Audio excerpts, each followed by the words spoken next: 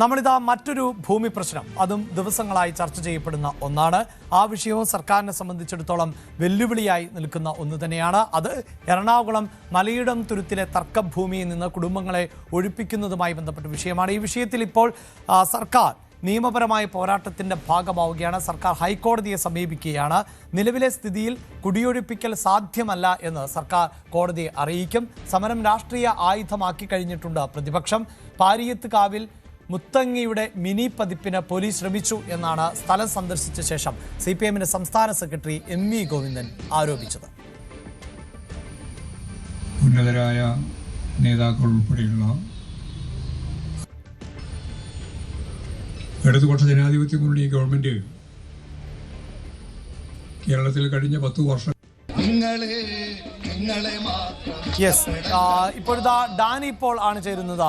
Dani, വർഷങ്ങൾ നീണ്ട ഒരു നിയമ പോരാട്ടമാണ്. 58 വർഷം പഴക്കമുള്ള ഒരു കേസാണ്.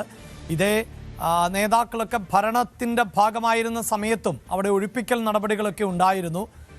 അന്ന് പ്രാദേശികമായി CPM അതിനെ എതിർത്തിരുന്നു എന്നതും വസ്തുതയാണ്. ഇപ്പോഴിതാ ഈ പ്രതിപക്ഷത്തെത്തിയതിനു ശേഷം ആദ്യം ലഭിച്ചൊരു അവസരമാണ്. അതുകൊണ്ട് സംസ്ഥാന നേതാക്കൾ ഓരോ ദിവസങ്ങളിലായി ഈ പ്രദേശത്തേക്ക് എത്തുകയും അവിടെ രാഷ്ട്രീയമായി കോൺഗ്രസിന് എന്തുകൊണ്ട് ഇത് പരിഹരിച്ചുകൂടാ എന്ന ചോദ്യം, കോൺഗ്രസ് എന്തു ചെയ്യുന്നു എന്ന ചോദ്യമൊക്കെ നേതാക്കൾ ഉന്നയിക്കുകയും ചെയ്യുന്നുണ്ട്.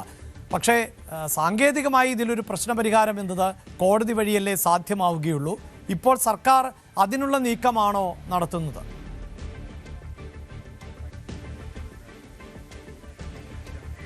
അഭിലാഷ്, ഇപ്പോൾ അത് കോടതി വഴി മാത്രമേ ഈ ഒരു പ്രശ്നപരിഹാരത്തിന് സാധ്യമാകുള്ളൂ. അതിനൊരു തർക്കവുമില്ല. കാരണം സുപ്രീം കോടതിയുടെ വിധി അനുസരിച്ചുകൊണ്ടാണ് അവിടെ നടപടികൾ പുരോഗമിക്കുന്നത്. അതിനനുസരിച്ചുകൊണ്ട് മുന്നോട്ട് പോവുകയും വേണം.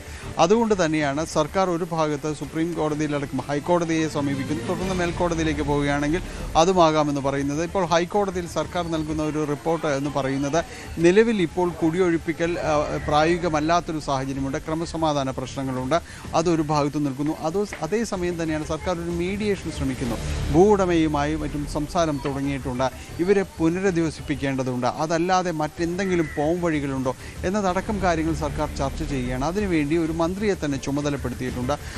മന്ത്രിയും ജില്ലാ ഭരണകൂടവും ഉൾപ്പെടുന്ന സമിതി ഇതുമായി ബന്ധപ്പെട്ടുകൊണ്ട് ആദ്യഘട്ട ചർച്ചകൾ നടത്തിയതായും ഈ റിപ്പോർട്ടിലുണ്ട്. നമുക്കറിയാം, കഴിഞ്ഞ ദിവസങ്ങളായിരുന്നു റോജി M. ജോണും അതോടൊപ്പം തന്നെ എറണാകുളം ജില്ലാ കളക്ടറും സ്ഥലം MLA യും എല്ലാം ഉൾപ്പെടുന്ന ഒരു ഉന്നതതല സമിതി തന്നെയാണ് ഇക്കാര്യവുമായി ബന്ധപ്പെട്ട് പോകുന്നത്. ഇത് ആദ്യമായി തന്നെയാണ് ഇങ്ങനെയൊരു സമിതി അല്ലെങ്കിൽ ഈ സർക്കാർ നിയോഗിക്കപ്പെടുന്നൊരു സംവിധാനം ഇവരുമായിട്ട് ചർച്ച നടത്തുന്നതെന്ന് എടുത്തു പറയേണ്ടതുണ്ട്. കാരണം പുതിയ സർക്കാർ വരുന്നു, സർക്കാരിന് മുന്നിലേക്ക് ഈ പ്രശ്നം ആദ്യ ദിവസങ്ങളിൽ തന്നെ എത്തുന്നു. അവിടുന്ന് ആളുകളെ കുടിയൊഴിപ്പിക്കാനായിട്ട് പോലീസ് നടപടികൾ ഉണ്ടാകുന്നു. അതിരൂക്ഷമായി അത് വിമർശിക്കപ്പെടുന്നു. അത്തരം നടപടികൾ വിമർശിക്കപ്പെടുമ്പോൾ ആദ്യഘട്ടത്തിൽ തന്നെ സർക്കാർ ഈ നടപടികളിലേക്ക് കടന്നിരിക്കുന്നു എന്നത് ശ്ലാഘനീയമായ ഒരു കാര്യം തന്നെയാണ്. നേരത്തെയും മുൻ സർക്കാരുകൾക്ക് മുന്നിലും മുൻ സർക്കാരിന് മുന്നിൽ ഈ വിഷയം ഉണ്ടായിരുന്നെങ്കിലും മറ്റ് നടപടികൾ അതിലുണ്ടായിരുന്നില്ല എന്നതാണ്. കാരണം അത് MLA-യുടെ നേതൃത്വത്തിൽ പ്രതിരോധിക്കുക എന്നൊരു പരിപാടി മാത്രമായിരുന്നു ആ ഘട്ടത്തിൽ നടന്നുകൊണ്ടിരുന്നത്. മറ്റ് നടപടികളിലേക്ക് പോയിട്ടില്ല എന്നതായിരുന്നു കഴിഞ്ഞ സർക്കാരിനെ വിമർശിക്കുന്ന ഏറ്റവും പ്രധാനപ്പെട്ട ഘടകം. അങ്ങനെയാണ് മുൻ MLA PV ശ്രീനിജൻ അടക്കം അവിടെ നിന്ന് വിമർശനം നേരിടേണ്ടി വരുന്ന ആ ഒരു സാഹചര്യം ഉണ്ടാവുകയും ചെയ്തു. ഏതായാലും ഇപ്പോൾ സർക്കാർ അതിൻ്റെ ഒരു നടപടിക്രമങ്ങളിലേക്ക് കടന്നിരിക്കുന്നു. അത് ഇന്ന് കോടതിയെ അറിയിക്കുകയും ചെയ്യും. കോടതി അതിന് എന്ത് മറുപടിയാണ് നൽകുക എന്നതാണ് അറിയേണ്ടത്. ഇന്നിപ്പോൾ കഴിഞ്ഞ ദിവസങ്ങളിലായിട്ട് ഇടത് നേതാക്കളുടെ ഒരു സന്ദർശനം തന്നെയായിരുന്നു. ഇന്നിപ്പോൾ CPM സംസ്ഥാന സെക്രട്ടറി MV ഗോവിന്ദനാണ് അവിടെ എത്തിയത്. അദ്ദേഹം പറഞ്ഞത് ഇത് ഉന്നതർക്ക് വേണ്ടി, സമൂഹത്തിൽ സമ്പന്നർക്ക് വേണ്ടിയാണ് ഈ സർക്കാർ നടപ്പാക്കുന്ന ചില ധാർഷ്ട്യമാണ് ഇതെല്ലാം, ഇത് അനുവദിക്കുകയില്ല എന്നതെല്ലാമാണ് അദ്ദേഹം പറഞ്ഞത്. മുത്തങ്ങയിലേക്ക് സമാനമായ രീതിയാണ് ഇവിടെയും ഉണ്ടായത് എന്നതടക്കമുള്ള കാര്യങ്ങൾ പറയുന്നു. ഇതിന് ശക്തമായി പ്രതിരോധിക്കും എന്ന രീതിയിൽ തന്നെയാണ് CPM സംസ്ഥാന സെക്രട്ടറി പറയുന്നത്. അതുകൊണ്ട് CPM ഒരു സമരപാതയിലേക്ക് കടന്നിരിക്കുന്നു എന്നത് സുവ്യക്തമായ ഒരു കാര്യമാണ്. ഇതിനെ കൃത്യമായ നടപടികളിലൂടെ നേരിടാനും ഒപ്പം തന്നെയും കഴിഞ്ഞ സർക്കാർ ഇതുമായി ബന്ധപ്പെട്ടുകൊണ്ട് ക്രിയാത്മകമായി ഒന്നും ചെയ്തില്ല എന്നത് തുറന്നു കാണിക്കാനുമാണ് രാഷ്ട്രീയമായി UDF ഇപ്പോൾ ചെയ്യുന്നത്. കോൺഗ്രസ് ഇപ്പോൾ നമുക്കറിയാം, ഇപ്പോൾ തന്നെ ദൃശ്യങ്ങളിൽ നേരത്തെ നമ്മൾ കണ്ടതാണ്. അവിടെ DYFI ഉൾപ്പെടെയുള്ള യുവജന സംഘടനകൾ കഴിഞ്ഞ ദിവസം ബിന്ദുവിനെ പോലെയുള്ള ആളുകളെ അവിടേക്ക് എത്തിച്ചിരുന്നു. അങ്ങനെ കഴിഞ്ഞ സർക്കാരിൻ്റെയൊക്കെ കാലഘട്ടത്തിലടക്കം എത്തിയവർ എത്തുകയും അവരുടെയൊക്കെ പ്രസംഗങ്ങളിൽ ഇപ്പോഴത്തെ സ്ഥലം MLA VP സജീന്ദ്രൻ എവിടെ, പഴയ MLA മാത്രമല്ലേ നിങ്ങളുടെ കൂടെയുള്ളത്, ശ്രീനിജൻ മാത്രമല്ലേ ഉള്ളത്. ഇത്തരം പ്രസംഗങ്ങളൊക്കെയാണ് അവിടെ കേൾക്കാൻ സാധിച്ചത്. കഴിഞ്ഞ ദിവസം ശ്രീനിജനോട് ചോദിക്കുമ്പോഴും അദ്ദേഹം കഴിഞ്ഞ സർക്കാരിൻ്റെ കാലഘട്ടത്തിലൊക്കെ വന്നതുപോലെയല്ല, ഇത്തവണ പോലീസ് ഒരു ബുൾഡോസർ രാജിനാണ് ശ്രമിച്ചത്, അതിനെയാണ് എതിർക്കുന്നത് എന്ന നിലയിലൊക്കെയാണ് പറഞ്ഞത്. പക്ഷേ നമുക്കറിയാം 15 തവണ അവിടെ ഒഴിപ്പിക്കൽ ശ്രമം നടന്നു. അതിൽ 14 തവണയും ഒഴിപ്പിക്കൽ ശ്രമം നടന്നത് LDF സർക്കാരിൻ്റെ കാലഘട്ടത്തിലാണ്. അങ്ങനെയുള്ള ഒരു വിഷയത്തെ രാഷ്ട്രീയമായി മാറ്റുമ്പോൾ അതിൽ UDF ഈ വിഷയത്തിൽ കൃത്യമായി രാഷ്ട്രീയ പ്രതിരോധം തീർക്കുന്നുണ്ടോ ഡാനി?